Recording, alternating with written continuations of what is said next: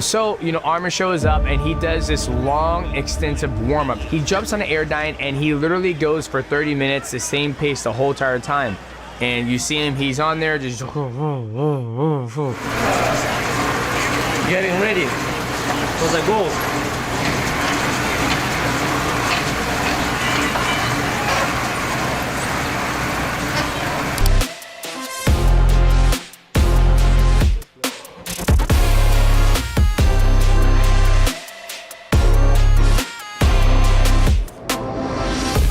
Лучше, конечно, будет, если чуть-чуть дальше не развернуться в свою сторону, потому что он будет в любом варианте.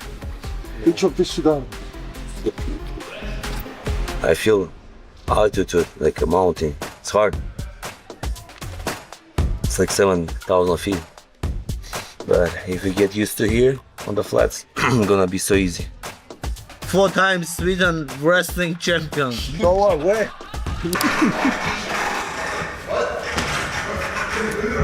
Bullshit. Then after he's done with that, he does a lot of stretches with his arms, with bands, and he said he does not lift weights. Everything he does is only mixed martial arts, grappling training, and all band work. He has no shoulder injuries. I've had, surgery on both my shoulders. I'm pretty sure if I'd have warmed up like his ass, I probably wouldn't have no damn shoulder injuries. I always try to stretch a lot because I train a lot, so my muscle always sore. So when I stretch, roll my muscle, because I train twice a day, and that's why stretching it helps me. Do you want?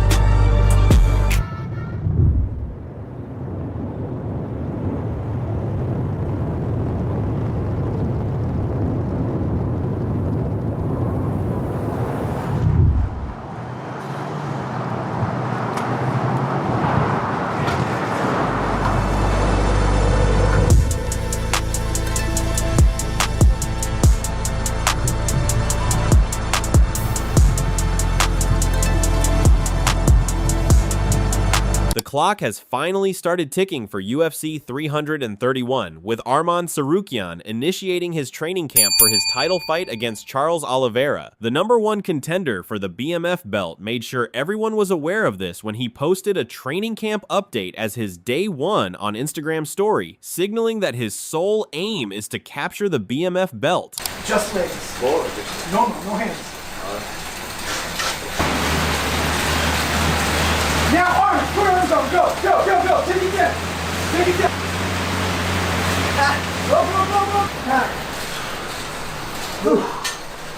Here we go, both of them down, see it? Yes, we took both down, good.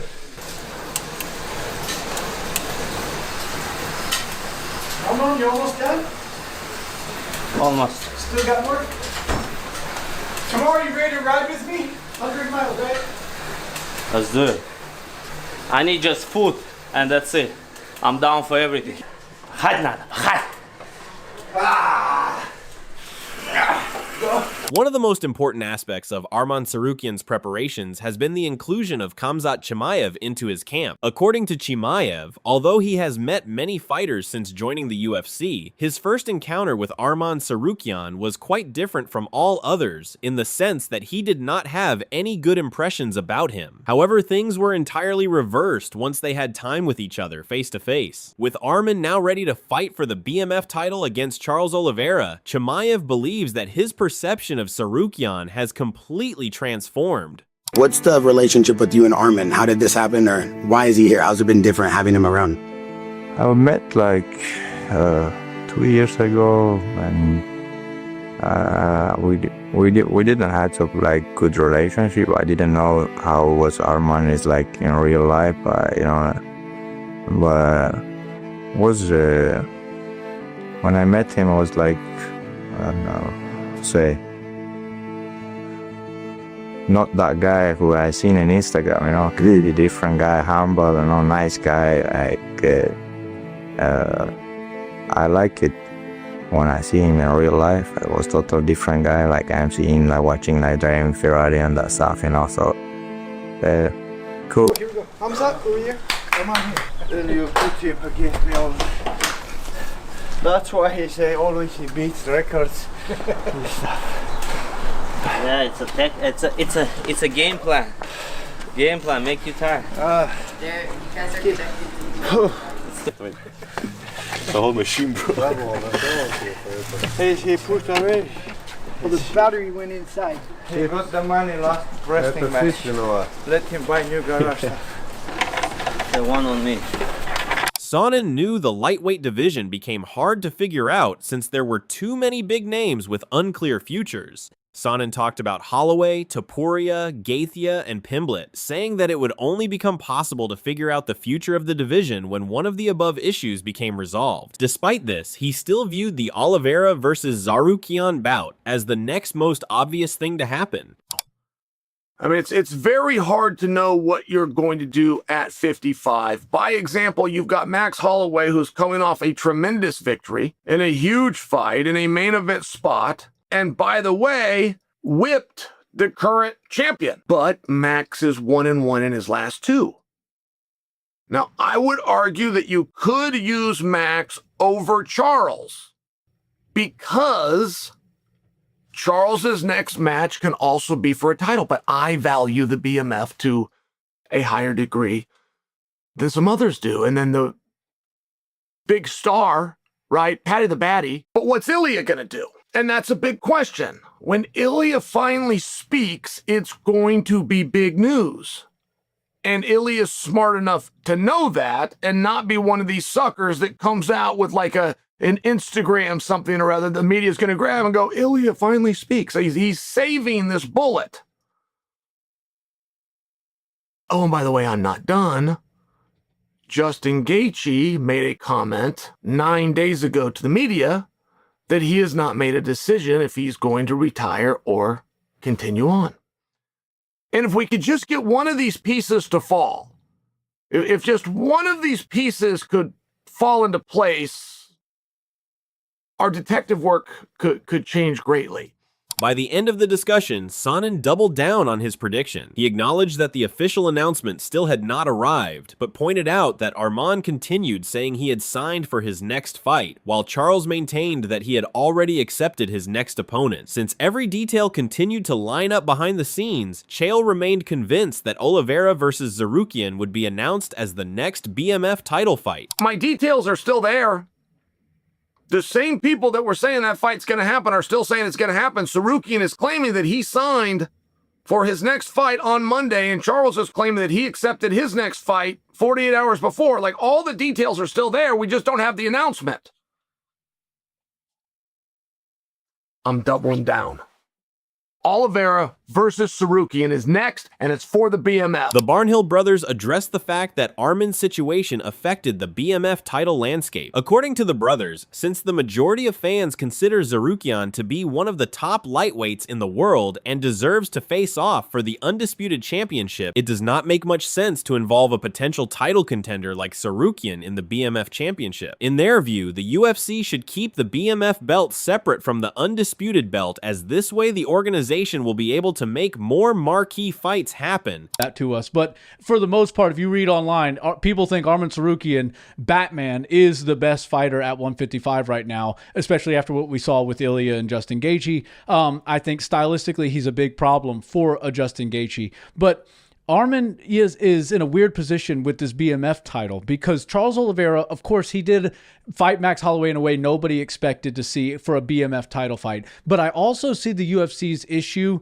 and most of the people in our industry talk about this, from the people that cover it like us to all the people in the comment sections. They say, don't lump together the UFC Undisputed Belt and the BMF. Now, if Arman Tsarukyan is as good as advertised and is likely going to get to the UFC Undisputed Belt, and very soon, like it's almost like he's overdue for a world title fight. What do we do with the BMF? Because now you've tied it into the number one contender, and now is the number one contender coming into an undisputed fight with a BMF belt. But right? we've seen that before, right? Because Max Holloway had it when Ilya, and that just wasn't on the on the table. Right, and that was As they sought potential competitors, the Barnhill brothers realized that Max Holloway was the best choice. They stated that the popularity of Holloway had risen because he did not participate in the Conor McGregor bout, and beating Max would definitely add to Arman's credentials. They believed that Max Holloway still is one of the brightest stars in the MMA universe, hence making this battle financially profitable. sort of belt There's on the very line. few people that could do that. Right. So I like the BMF being in the UFC, but I don't like it being attached to the Undisputed. That's why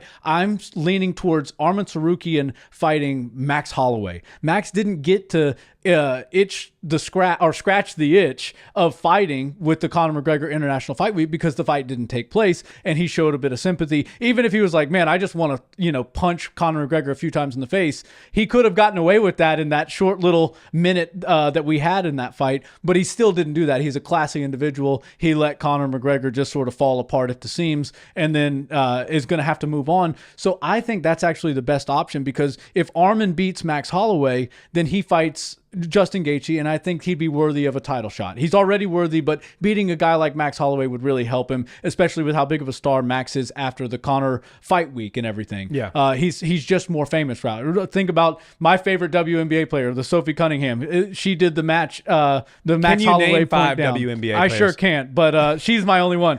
But Max Holloway is a bigger name than he's ever been. Right. According to Michael Bisping, Arman would be the most deserving challenger for the next fight with the lightweight belt in case Justin Gaethje decides to continue with the fighting career. In his opinion, Tsarukyan has an impressive track record since his first UFC bout with Islam Makhachev. He even highlighted the fact that Arman managed to defeat top-notch opponents such as Charles Oliveira, Beneil Dariush, and Dan Hooker. That man is, of course, to many people, the uncrowned champion, which I don't know about that, by the way. But his name is Arman Tsarukyan. When Arman Tsarukyan made his UFC debut in 2019, he gave Islam Makhachev a really tough test. It went the distance. It went over 3 rounds, and it was a close, competitive grappling affair.